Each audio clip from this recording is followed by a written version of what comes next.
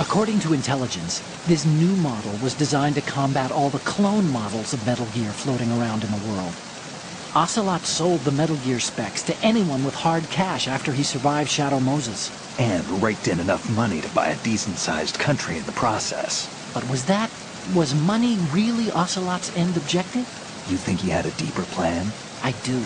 Nothing definite, but acquiring a large sum of money is always a good starting point for another project.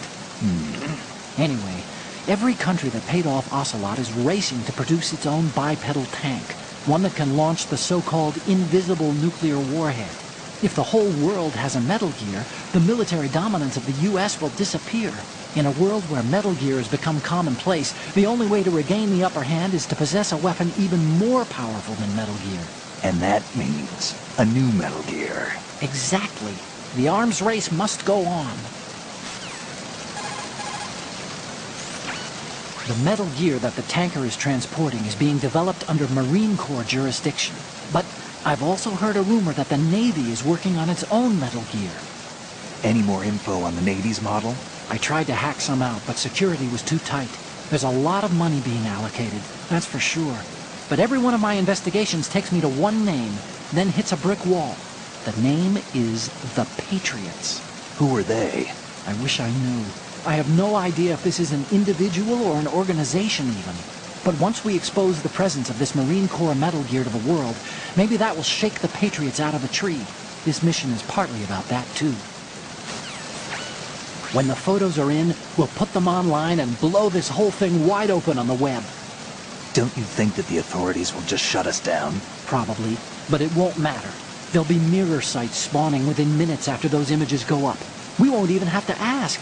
People will be grabbing the pictures. There's no way anyone can stop it. Information has a life of its own, and as long as it lasts, it'll keep existing, even if it has to change its form or location. Life? Yeah, the desire of people to learn, the demand for data. That's called idle curiosity in my book. Everyone's got some of that, and sometimes it can pave the way for truth. That's what I believe. Have a chaff grenade. You can use that to interfere with enemy radio communications and electronic devices for a short time. The chaff grenade is a weapon that disperses aluminum foil or metal-coated glass and plastic fibers to confuse the enemy radar. What you have is a portable application of the chaff launchers built into fighter planes. When detonated, the grenade releases tiny chaff pieces as well as miniaturized active jammers using a small amount of explosives.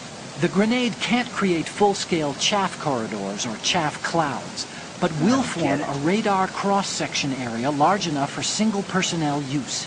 This weapon is for electronic interference only, though. It has no effect on enemy personnel.